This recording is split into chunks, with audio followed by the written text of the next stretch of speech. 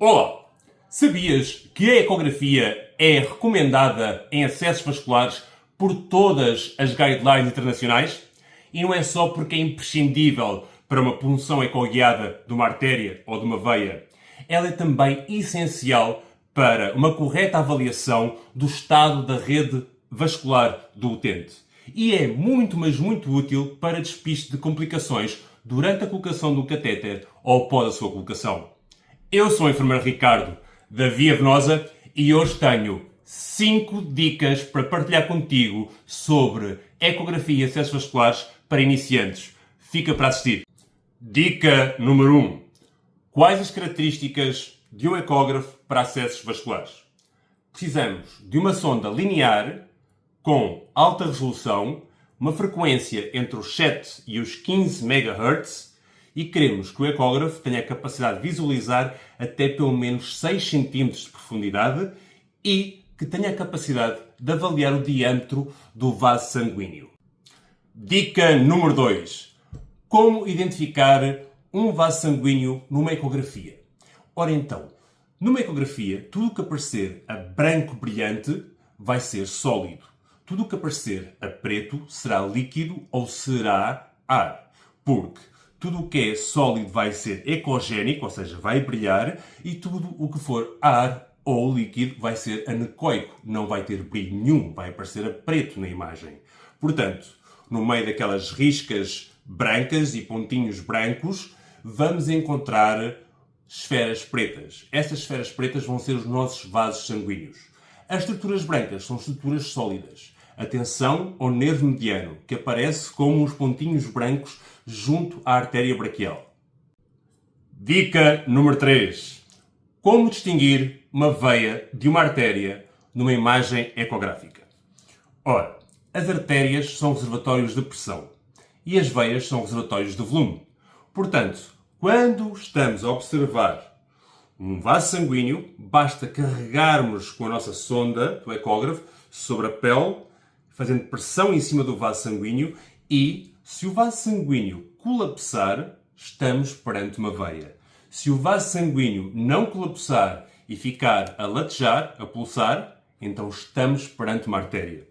Se o vaso sanguíneo está num local em que deveria ser uma veia e quando calcamos não pulsa, mas também não achata, não colapsa, quer dizer que temos sim uma veia, mas é uma veia que já está com condições que não são favoráveis para a colocação de um catéter. É uma veia que já não está saudável. É uma veia que já passou por um evento trombótico. É uma veia que possivelmente tem alguma flebite na sua história anterior.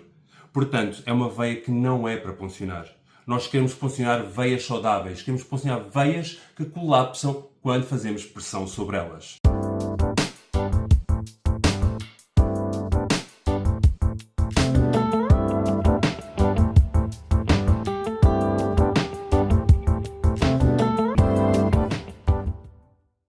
Dica número 4.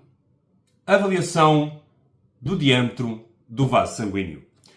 Nenhum catéter deveria ocupar mais do que 40% do diâmetro de um vaso sanguíneo.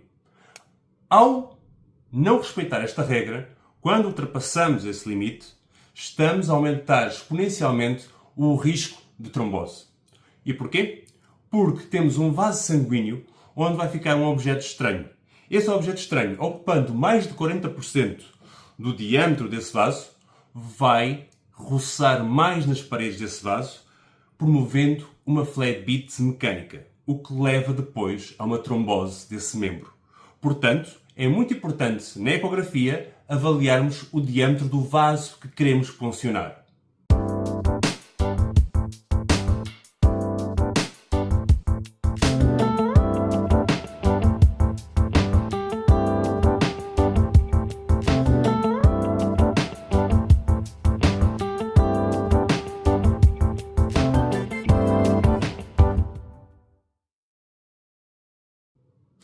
Dica número 5. Rapid Peripheric Vein Assessment, ou seja, RAPEVA, avaliação rápida da rede venosa periférica. É uma ferramenta muito importante para conseguirmos, de uma forma rápida e sistemática, avaliarmos toda a rede venosa periférica de interesse para a colocação de um pique, de um midline ou de uma cana longa.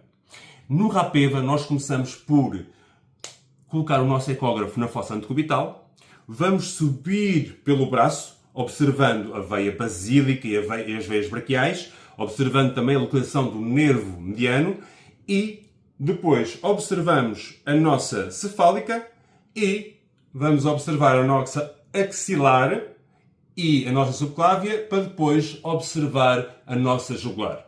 Ao fazermos isto, não só vamos encontrar a veia e o local ideal para poncionar, mas vamos despistar possíveis problemas que encontraríamos mais à frente, como por exemplo uma estenose da veia axilar ou uma trombose da veia jugular, que nos poderia surpreender durante ou após a colocação do catéter.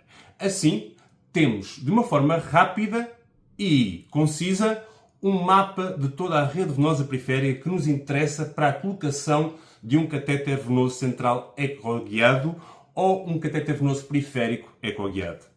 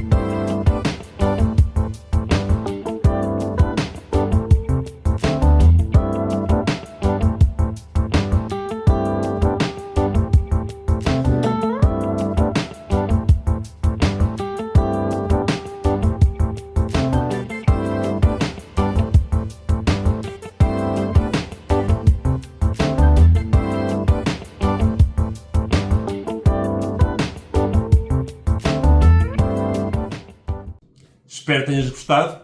Eu sou o enfermeiro Ricardo da Via Venosa e se queres mais conteúdo deste, deixa a tua mensagem nos comentários. Até à próxima!